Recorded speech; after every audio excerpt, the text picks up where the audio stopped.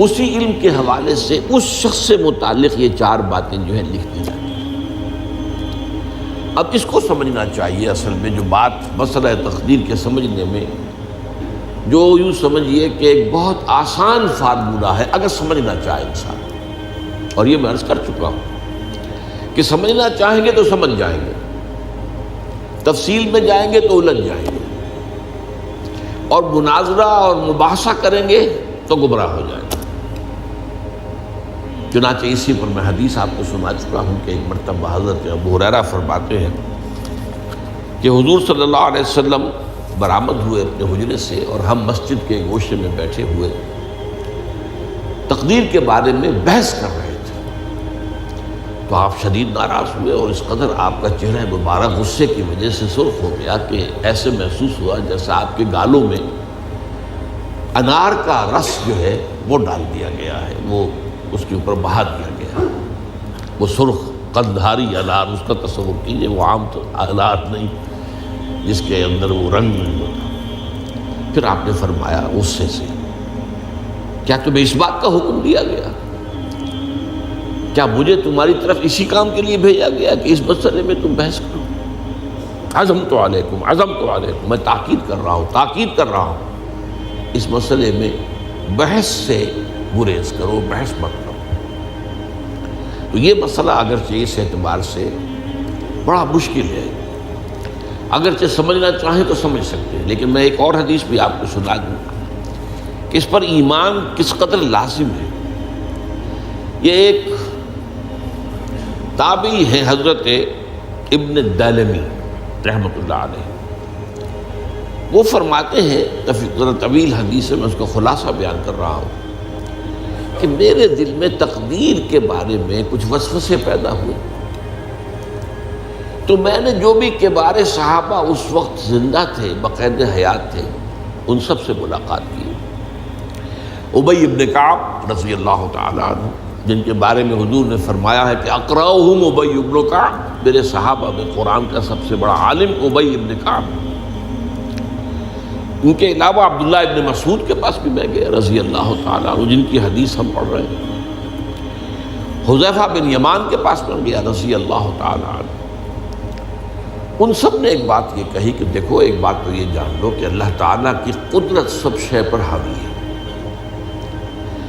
اللہ تعالیٰ اگر لو ان اللہ عذب اہل سماواتہ و اہل ارضہ عذبہم وہو غیر ظالم لہم، اللہ اگر تمام آسمان والوں کو اور تمام زمین والوں کو عذاب دے تو اسے عذاب دینے کا حق حاصل ہے، وہ عذاب دے سکتا ہے بغیر اس کے کہ ہم کہیں کہ وہ ظالم ہے۔ تمام زمین والے اور تمام آسمان والوں میں تو نیکوکار بھی آ گئے۔ یہ اصل میں ایک بڑا اہم مسئلہ ہے کہ جو ہمارے اور معتزلہ کے درمیان مختلف فی ہے۔ معتزلہ ہی کے انداز میں اہل تشیع کا عقیدہ بھی ہے کہ اللہ پر عدل واجب ہے، اہل سنت کے نزدیک اللہ پر کوئی شے واجب نہیں، اللہ کا اختیار مطلق ہے، جو چاہے کرے۔ چنانچہ وہ ظالم کو معاف کر سکتا ہے جب چاہے، اور وہ کسی اچھے آدمی کو عذاب دے سکتا ہے جب چاہے۔ یغفر لمن یشاء ویعذب من یشاء واللہ علی کل شیء قدیر۔ یہ سورہ بقرہ کی آخری آیت میں ہے کہ آیات میں سے ہے، لاسٹ بٹ 3 آیت میں۔ تو اس اعتبار سے اللہ کا ایک تو اختیار مطلق ہے۔ پھر میں زید ابن ثابت کے پاس گیا تو انہوں نے یہی بات مرفوعاً بیان کی کہ میں نے خود حضور سے سنی ہے یہ بات۔ باقی 3 صحابہ کے بارے میں تو وہ کہتے ہیں کہ انہوں نے گویا کہ اپنی رائے کا اظہار کیا، اور اگر اللہ تعالیٰ چاہے لو رحمہم، تمام آسمان والوں اور تمام زمین والوں کو بخش دے اور رحم کرے، لکانت رحمتہ خیرا لہم من اعمالہم، تو اس کی رحمت جو ہے وہ یقیناً لوگوں کے اعمال سے بہت بالا ہے، بلند و برتر ہے، تو جو چاہے کرے۔ وہ ابو جہل کو بخش دے، کون اعتراض کر سکے گا؟ اور وہ کسی سے بڑے شخص کو جو ہے وہ عذاب دے، کون اعتراض کر سکتا ہے؟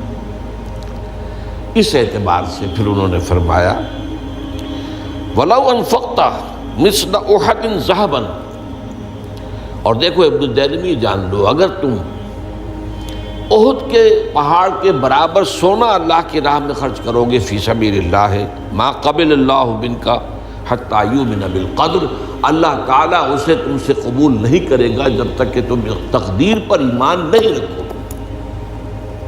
اور اس کے بعد فرمایا اعلم، جان لو، انما اصابک لم یکن لیخطئک، جو چیز تم پر واقع ہوتی ہے، کوئی تکلیف آتی ہے، کوئی حادثہ پیش آتا ہے، وہ تم سے ٹلنے والا تھا ہی نہیں۔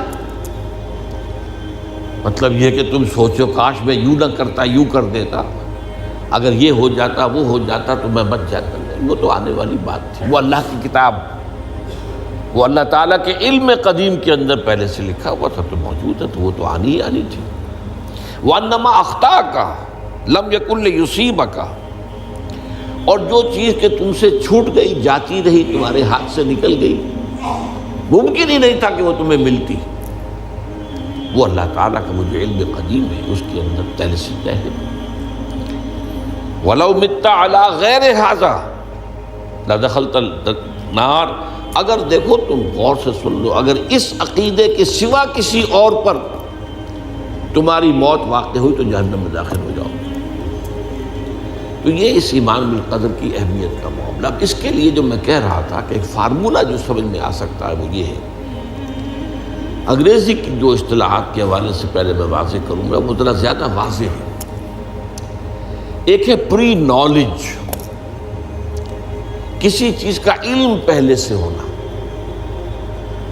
ایک ہے پری ڈیسٹینیشن، کسی شے کا پہلے سے طے پا جانا۔ ان دونوں میں گڑبڑ کا نہیں کرنا چاہیے۔ اللہ کا علم قدیم اس کے جبر کو مستلزم نہیں ہے، اس کا علم ہے یہ کہ تم یہ کرو گے، اس کا مطلب یہ نہیں ہے کہ تم اس کے جبر کے تحت کر رہے ہو۔ اس کی ایک سادہ سی مثال میں دیا کرتا ہوں، پھر میں عرض کروں گا، سمجھنا چاہیں تو یہ فارمولہ بہت کافی ہو جائے۔ آپ کسی بچے کے سامنے کوئی کھلونا ڈال دیں، آپ کو تقریباً یقین ہے وہ متوجہ ہوگا، اسے اٹھائے گا۔ ہو سکتا ہے بچہ کسی اور دھن میں ہو اس وقت، ادھر اس کی توجہ کسی اور کو نہ اٹھائے۔ اگر وہ اٹھا لیتا ہے تو آپ کے مجبور کرنے سے تو اس نے نہیں اٹھایا، اس نے تو اٹھایا ہے اپنے انسٹنکٹ کے تحت کہہ لیں، اپنے ارادے کے تحت کہہ لیں، آپ مجبور تو آپ نے کی۔ لیکن اللہ تعالیٰ کا جو اندازہ ہوتا ہے، وہ اندازہ قدر کے معنی اندازہ بھی ہے، میں بیان کر چکا ہوں آپ کو۔ اس کا جو علم قدیم ہے وہ غلط ثابت نہیں ہو سکتا، ظاہر بات ہے کہ پھر تو اعلیٰ کل شیء علیم وہ ہے ہی، اس کا علم قدیم جو ہے اس میں کوئی خطا نہیں ہو سکتی۔ یہ ہے در حقیقت پری نالج اور پری ڈیسٹینیشن، دونوں کے اندر فرق کر لیا جائے، یہ جبر نہیں ہے۔ ہاں اللہ تعالیٰ کا علم ہے، اس علم کے مطابق چیز جو ہے وہ لکھتی گئی ہے، وہ تو ہو کر رہی ہے، ہوتی تو ہے، لیکن اس کے